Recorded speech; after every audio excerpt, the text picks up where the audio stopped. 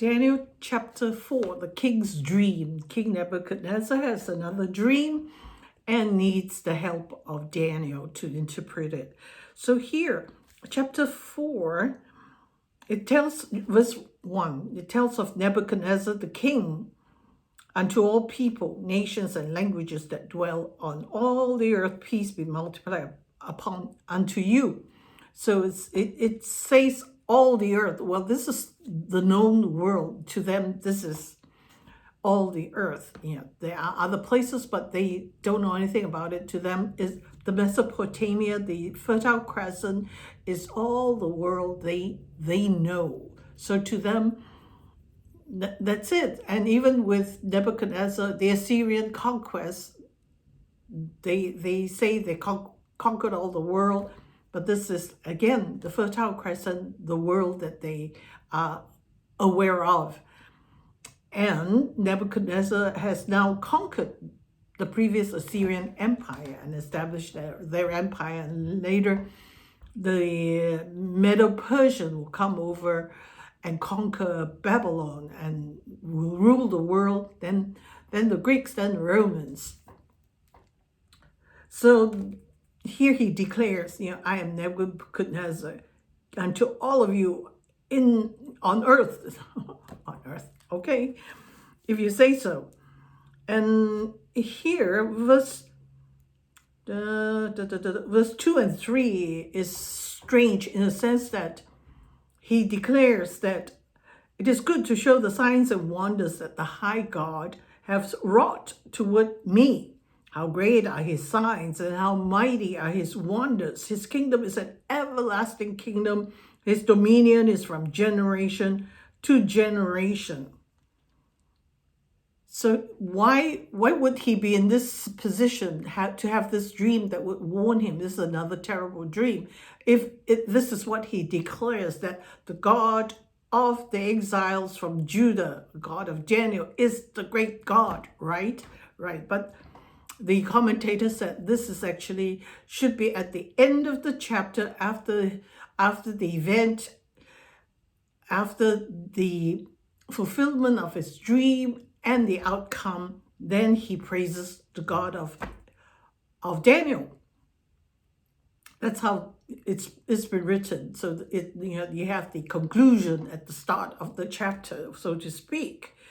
And verse 4, and Nebuchadnezzar is now king of all the earth. He's comfortable. He's conquered them all. And and verse 4 says, I, Nebuchadnezzar, was at rest in my house and flourishing in my palace when I had this dream. He was said, my life is going so great.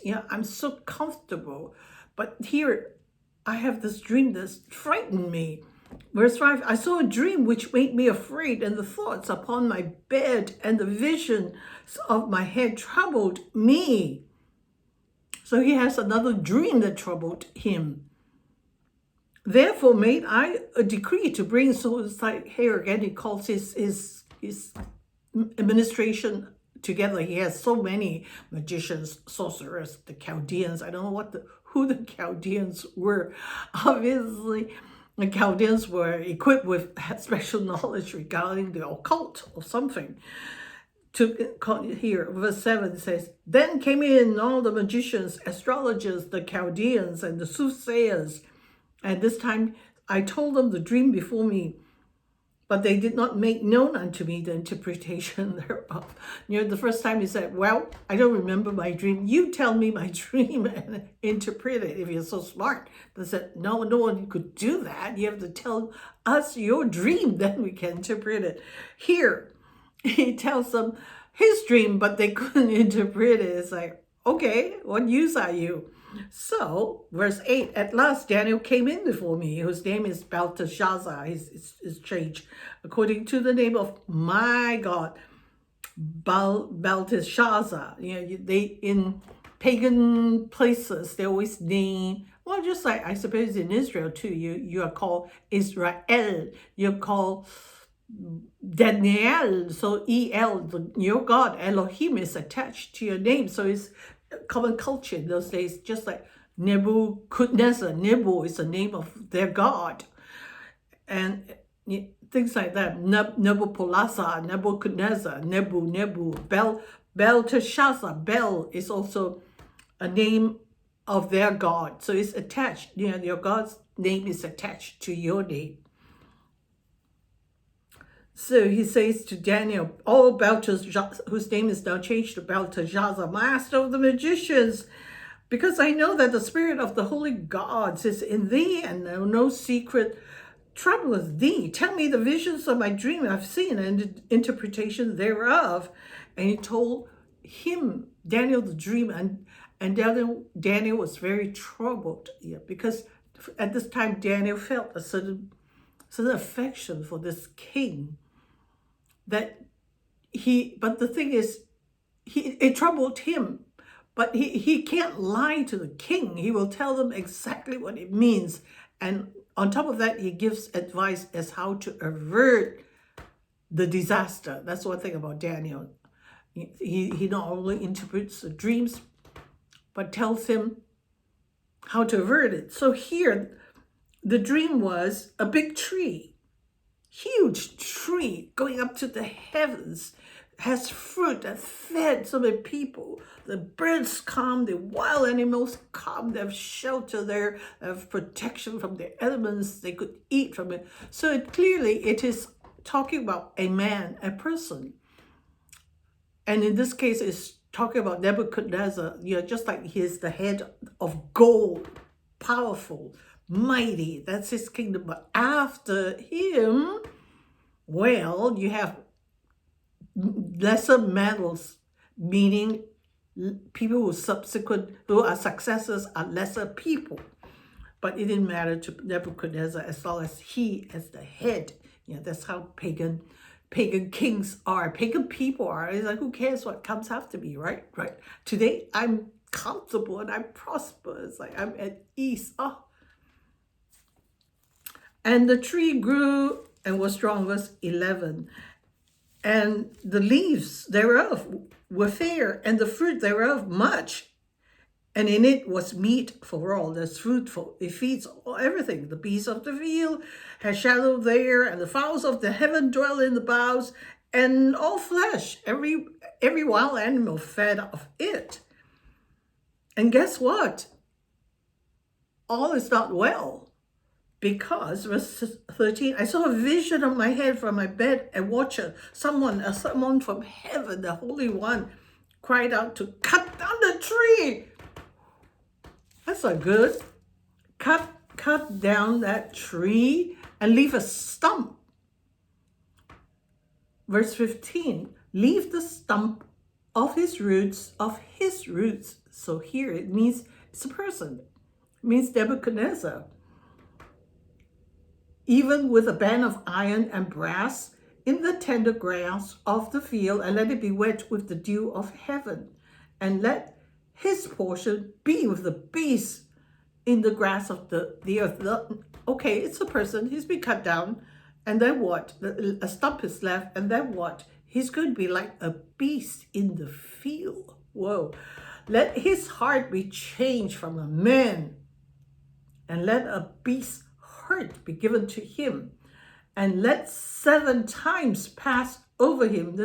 So when Daniel heard it, it's like, it's very troubling. Not only will he be cut down, his heart of a man's heart will be replaced with a beast's heart, and he will dwell in the grass with the rest of the beasts. Sleep there, lie there with dew falling on him at night for 7 years. This is going to happen, and he will eat grass because he now thinks he's an animal. He will eat grass for 7 years, and that's not something you would tell this great king, that this is what's going to happen to you. And in verse 19, Daniel was Belteshazzar, and he was troubled. He tells the king, if it's talking about you, if it would be talking about your enemies, I would be glad. I would be the first one to rejoice. But it's talking about you, and that's very troubling. So here, everything goes on like normal. Nothing happens. Sometimes punishment is delayed and we think that we got away with it. No. God sees, but wait. Verse 28 and 29, what happens? At the end of 12 months, he walked in the palace of the kingdom of Babylon. And here he is, so proud. He walks in after 12 months saying, well, this dream is not going to come true. He walked in and said, oh God, what a great person. Is this not Babel, the great Babylon that I built for the house of the kingdom by the might of my power and for the honor of my majesty? It's like when all things come from the Lord, and Chronicles said, and out of what our own hands do we give him. Sometimes we're so generous, we give like, wow, how glorious am I? But not knowing that all things come from God himself, and out of his hand do we give back to him. So no sooner has he said those things and it happened. That dream came to pass. It happened, and he was driven out the kingdom. O king, there was this voice from heaven that says, O king, thy kingdom is departed from thee. Okay? You will now leave, and you will now, whoa, your heart now is going to be changed to that of a beast. And guess what? You will go outside and live and think you are a beast and eat grass and sleep outside and let the dew of heaven fall on you at night. How long? 7 times shall pass over thee. 7 years. And indeed, so that same hour it was fulfilled. And verse 33, and Nebuchadnezzar went out. He ate grass like an oxen.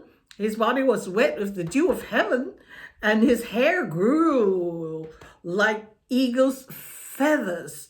His nails like bird's claw. He was a dreadful thing to look at.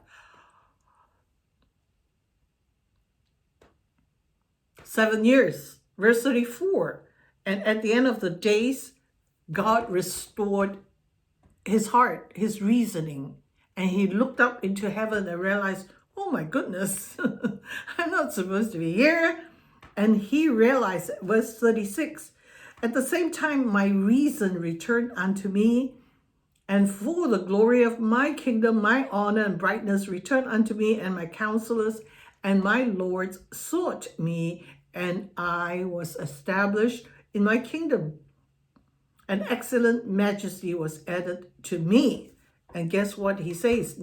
37, now I, Nebuchadnezzar, praise and extol the honor of the King of heaven, all whose works are truth and his ways judgment, and those that walk in pride he is able to abase.